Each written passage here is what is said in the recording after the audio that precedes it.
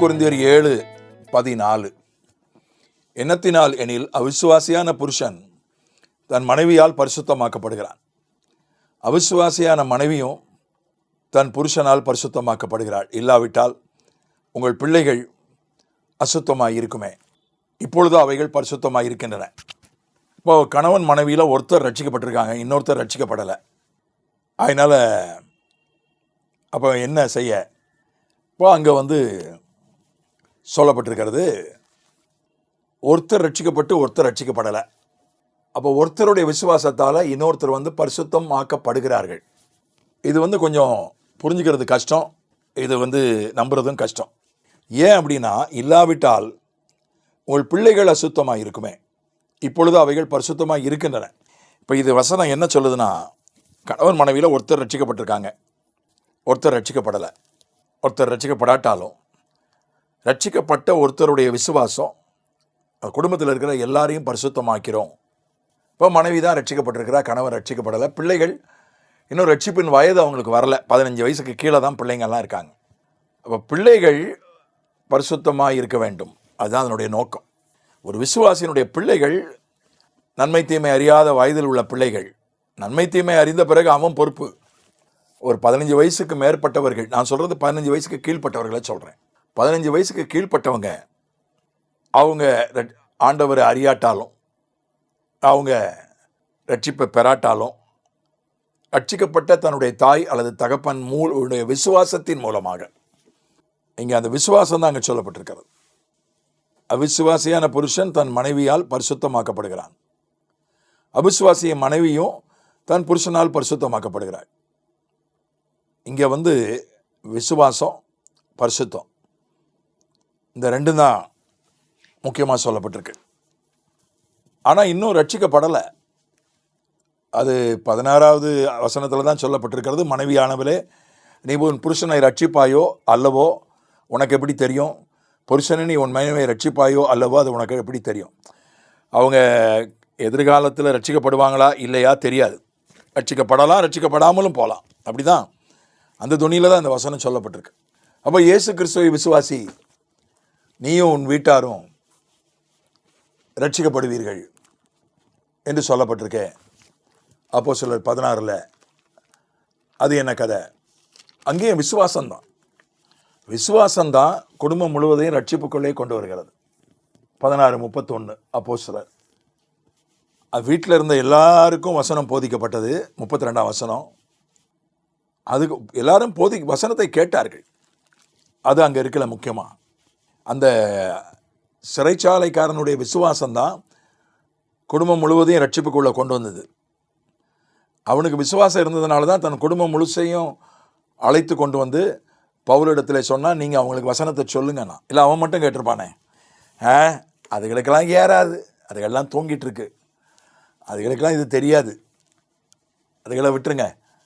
என் குடும்பத்தில் சிலர் அப்படி தான் சொல்லுவாங்க, என் வீட்டில் இருக்கிறவங்கெல்லாம் தேர மாட்டாங்க, அவங்கெல்லாம் அதெல்லாம் ஏற்றுக்க மாட்டாங்க, அவங்களுக்கெல்லாம் இது புரியாது, விட்டுருங்க, நான் ஒண்டி ரட்சிக்கப்படுறேன், நான் ஒண்டி ஞானஸ்நானம் எடுத்துக்கிறேன் அப்படின்னு சிலர் சொல்லுவாங்க. இவனுடைய விசுவாசம் என்ன இல்லை, அவங்களும் நிச்சயமாக ஆண்டவர்குள்ளே வருவாங்க. அந்த விசுவாசம் அவங்களெல்லாம் அழைத்து கேட்க வச்சான். எல்லாரும் நடுராத்திரி தூங்கினவங்களெல்லாம் எழுப்பி, மனைவி பிள்ளைகளெல்லாம் எழுப்பி, வாங்க நடுராத்திரி அவங்கள எழுப்பி நான் நடுராத்திரி எழுப்பினா எப்படி இருக்கும், எழுப்பி கொண்டாந்து விட்டு பிரசங்கம் கேளுங்கன்னா கேட்டாங்க. கேட்டு அவங்களும் ஒப்பு கொடுத்தாங்க. எல்லாருக்கும் ஞானஸ்நானம் உடனே கொடுக்கப்பட்டது. அதுதான் அப்போஸ்தலர் 16 சொல்கிறது. 1 பேதுரு இவ்விதமாய் சொல்கிறது, நீங்கள் முன்மாதிரியாக இருந்தால் அவர்கள் போதனையின்றி ஆதாயப்படுத்தி கொள்ளப்படுவார்கள். அந்தப்படி மனைவிகளே, உங்கள் சொந்த புருஷர்களுக்கு கீழ்ப்படிந்திருங்கள்.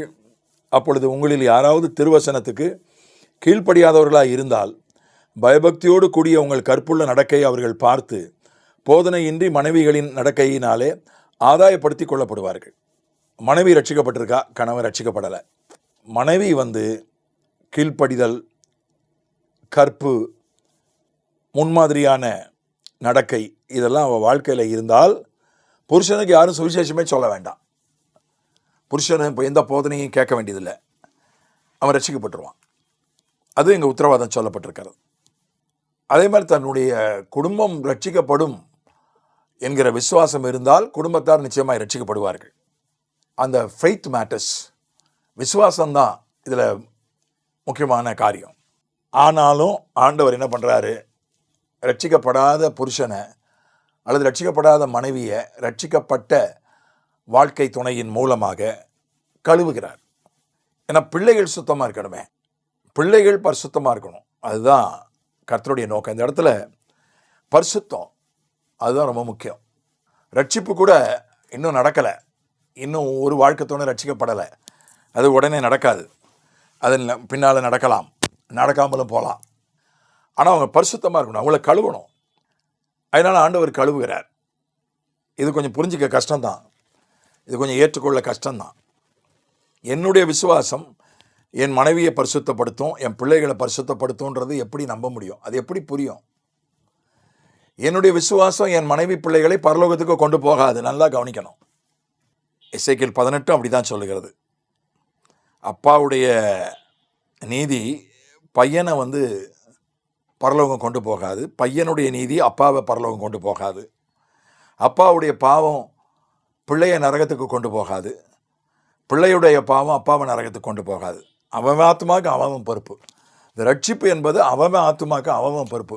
ஆனால் இந்த பரிசுத்தம்னு வருது பாருங்க, இதில் கூட்டு பரிசுத்தம், குடும்ப பரிசுத்தம் என்பது குடும்பத்தில் ஒருத்தர் விசுவாசியாக இருந்தாலும், நான் குடும்பம்னு சொல்கிறது கணவன் மனைவி பிள்ளைகள், திருமணமாகாத பிள்ளைகள், ஒருத்தர் விசுவாசமாக இருந்தாலும் அவங்க விசுவாசம் எல்லாரையும் கழுவுகிறது, சுத்திகரிக்கிறது. ஆண்டவர் அப்படி ஒரு கிரியையை செய்கிறார். இது ஒரு குடும்பத்திற்கு ஆண்டவர் கொடுத்திருக்கிற ஒரு பெரிய சலுகை, ஒரு பெரிய விசேஷமான ஆண்டவர் செய்கிற ஒரு கிரியை. ஐயா, நான் ரட்சிக்கப்பட்டா ஆண்டவர் என்னதானே கழுவுவார், என்னதானே பரிசுத்தப்படுத்துவார். சரி, என் பிள்ளைகளை பரிசுத்தப்படுத்தலாம். 15 வயசுக்கு கீழ்ப்பட்ட பிள்ளைகள், நன்மை தீமை அறியாதவர்கள், அதை ஓகே, அதை நம்ம ஏற்றுக்கலாம். இப்போ என்னுடைய வாழ்க்கை துணை ரட்சிக்கப்படலை, என் மனைவியோ கணவனோ ரட்சிக்கப்படலை, அவங்க எப்படி பரிசுத்தமாக்கப்படுவாங்க? அவங்க விக்கிரகத்தை வணங்கிட்டு இருக்கிறாங்க அல்லது பெரிய பாவத்தில் இருக்காங்க. எப்படி கர்த்தர் அவங்கள பரிசுத்தப்படுத்துவார் அப்படின்னு கேட்டால், அவர் நமது நிமித்தமாக பரிசுத்தப்படுத்துவார். ஒரு தற்காலிக ஒரு பரிசுத்தம் தான், அது பரலோகத்துக்கு கொண்டு போகாது. அவங்க ரட்சிக்கப்பட்டால் தான் பரலோகம் போவாங்க, அது அவங்கள பரலோகத்துக்கு கொண்டு போகாது. இது ஒருவரின் நிமித்தமாக முழு குடும்பத்தையும் கர்த்தர் பரிசுத்தமாக்குகிறார். அது ரொம்ப புரிந்து கொள்ள கஷ்டமான ஒரு உண்மை, நம்புறதுக்கும் கஷ்டமான ஒரு உண்மை. இப்போ என்ன சொல்லிட்டு இருக்காங்க, ஒன்னால தான் குடும்ப ஆசீர்வாதம் கெடுது. ஒரு மனைவி ரட்சிக்கப்பட்டவன் தான், ரட்சிக்கப்பட்டவங்களை பார்த்து கணவரும் ரட்சிக்கப்பட்டவர் தான். அவங்களுக்கு சில விஷயங்களில் ஒன்றா தான் இருக்காங்க, ஐக்கியமாக அன்பாக இருக்காங்க. ஆனால் சில விஷயங்களில் அவங்களுக்கு கருத்து வேறுபாடு உண்டு.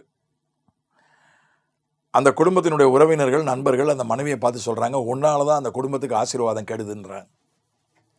நம்ம என்ன சொல்கிறோம், ஒன்னால தான் குடும்பத்துக்கு பிரச்சனைன்றோம். ஆனால் பைபிள் இப்படி சொல்லுது, ஒருத்தர் விசுவாசியாக இருந்தால் குடும்பம் முழுவதும் பரிசுத்தமாக்கப்படும். ஒரு யோசேப்பால முழு போத்திபார் வீட்டுக்கு ஆசீர்வாதம். ஒரு பவுல் அந்த கப்பலில் இருந்ததுனால கப்பலில் இருக்கிற எல்லாரையும் ஆண்டவர் பாதுகாத்தார். அந்த மாதிரி தான் இது பரலோகம் நரகம் சம்பந்தப்பட்ட அந்த பரிசுத்தம் இல்லை, இது ரட்சிப்பு இல்லை, ஆனால் பரிசுத்தம்.